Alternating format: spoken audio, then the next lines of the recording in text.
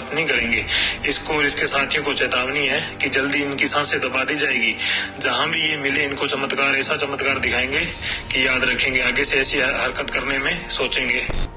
ही धमकी आली आहे बॉलिवूड अभिनेता आमिर खानला।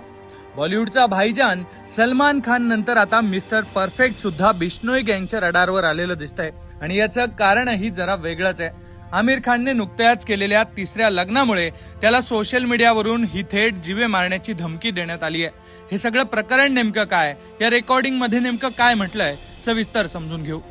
अभिनेता सलमान खान आणि गँगस्टर लॉरेन्स बिश्नोई यांच्यातला वाद नेहमी चर्चेत असतो, पण आता बिश्नोई गँगनं आपला मोर्चा आमिर खान कडे वळवलेला आहे। गेल्या 5 जुलैला आमिर खानने फॅशन स्टायलिस्ट गौरी स्प्रॅट हिच्यासोबत खासगी पद्धतीनं तिसरा विवाह केला। मात्र याच लग्नावरून एका नव्या मोठ्या वादाला तोंड फुटलेलं आहे। सोशल मीडियावर अनेकांनी त्याच्या तिसऱ्या लग्नावरून टीका केली होती। तर आता याच्याही पुढे जाऊन सोशल मीडियावर आरजू बिश्नोई आणि टायसन बिश्नोई या नावांच्या हँडल्सवरून एक पोस्ट आणि ऑडिओ क्लिप शेअर करण्यात आली आहे। स्वतःला लॉरेन्स बिश्नोई टोळीचे सदस्य सांगणाऱ्या या लोकांनी आमिर खानवर काही आरोप करत त्याला धमकी दिली आहे। आमिर खान देशात कथित लव्ह जिहादला खतपाणी घालत असून आमची संस्कृती आणि सनातन धर्माच्या विरोधात कृत्य करत असल्याचा दावा या पोस्ट मध्ये करण्यात आलेला आहे। या गुन्हेगारांनी या रेकॉर्डिंग मध्ये नेमकं काय म्हटलंय सविस्तर पाहूयात। जय श्री सीताराम सभी भाइयों को। मैं आरजू बिश्नोई, लॉरेंस बिश्नोई का छोटा भाई। ये जो हमारे संस्कृति खिलाफ हमारे देश में आमिर खान जैसे लोग लव जिहाद को बढ़ावा दे रहे हैं, इसको चेतावनी है कि इसकी हरकतों को हम कभी बर्दाश्त नहीं करेंगे। इसको और इसके साथियों को चेतावनी है कि जल्दी इनकी सांसें दबा दी जाएगी। जहां भी ये मिले इनको चमत्कार, ऐसा चमत्कार दिखाएंगे कि याद रखेंगे, आगे से ऐसी हरकत करने में सोचेंगे। हा धमकीचा प्रकार समोर येताच मुंबई पोलीस तातडीनं ऍक्शन मोड मध्ये आल्याचं दिसलंय।